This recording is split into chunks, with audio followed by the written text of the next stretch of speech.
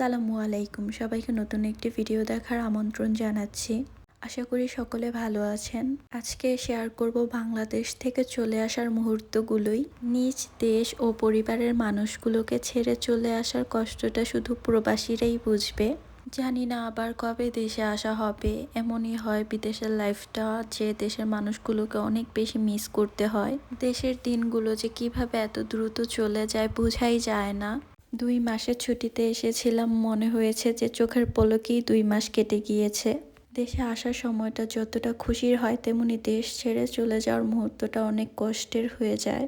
তাই দেশে আসার মুহূর্তে যতটা ভিডিও করা হয়েছে, কিন্তু চলে যাওয়ার মুহূর্তে তেমন কোনো ভিডিওই নেই। মন অনেক খারাপ ছিল। টুকটাক কিছু ক্লিপস আছে যেগুলোই আজকে শেয়ার করব। আর বেশিরভাগ ক্ষেত্রে দেখা যায় দেশের বাহির থেকে বাচ্চা নিয়ে আসলে দেশে খুব বেশি অসুস্থ থাকে, তো আমার বাচ্চারাও অনেক বেশি অসুস্থ হয়ে পড়েছিল। হয়তো নতুন পরিবেশের সাথে ওদের অ্যাডজাস্ট হতে অনেক বেশি সময় লেগে যায়। তো 2 মাস অসুস্থতার মধ্যে দিয়েই কেটেছে, যে কারণে একটু শান্তি পাচ্ছি যে ইতালি গেলে হয়তো বাচ্চাগুলো সুস্থ থাকবে, ভালো থাকবে। আর এদিকে আমাদের ফ্লাইট বেশিরভাগ রাতের সময়ই ছিল, যে কারণে বাচ্চারা ঘুমিয়ে এসেছিল। আর ট্রাভেলের সময় বাচ্চারা তেমন কিছু খেতে চায় না, তো ওদের ওই টাইমে একটু লিকুইড খাবার দিলে আর একটু ডাইপারটা ক্লিন রাখলে দেখা যায় ওরা একটু খেলা করে, একটু ভালো ফিল করে। আমি এটাই করি। আর কাতার চলে এসেছিলাম। কাতার আমাদের ট্রানজিট ছিল মাত্র 2 ঘন্টা।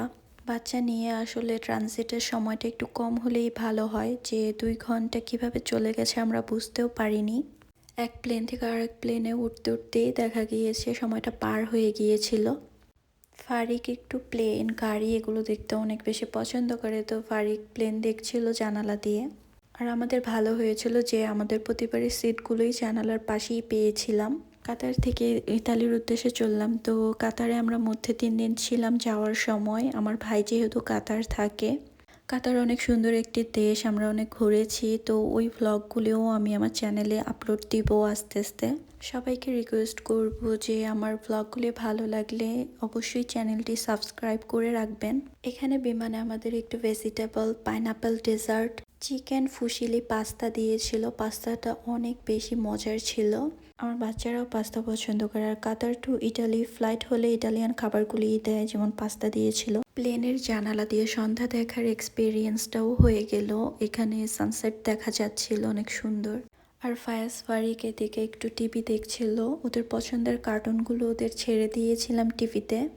আর বাচ্চাদের জন্য আসলে অনেক বেশি লং জার্নি হয়ে যায়, ওরা অনেক বেশি চুপচাপ হয়ে গিয়েছিল। আল্লাহর রহমতে ওরা 2 ভাই একটু কান্নাকাটি করেনি।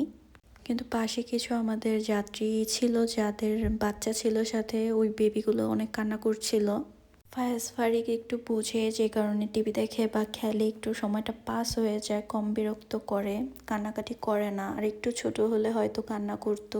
চলে এসেছি ইতালি। আর আগে বাংলাদেশ ছাড়ার সময় যতটা মন খারাপ ছিল, ইতালি দেখার পর একটু শান্তিই লাগছিল যে নিজের বাসায় ফিরে এসেছি।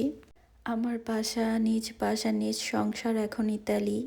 তো মেয়েদের এমনই, নিজের বাসা হয়ে গেলে তখন একটা মায়া কাজ করে। নিজের বাসাকেই একটা শান্তির প্লেস মনে হওয়া শুরু হয়। ইতালি এয়ারপোর্টটা অনেক বড়, তো আমরা যাচ্ছি আমাদের প্যাকেজগুলো কালেক্ট করতে। আর আমাদের রিসিভ করতে এসেছিল ফায়াজের বাবার ফ্রেন্ড হয় এমন 3 জন ফায়াজের আঙ্কেল। আর বিমানে অনেকক্ষণ আটকা থাকার পর তিনি খোলামেলা প্লেস পেয়ে অনেক খুশি। আজকের ভিডিওটি এখানেই শেষ করছি। আপনাদের দোয়াতে রাখবেন। আল্লাহ হাফেজ।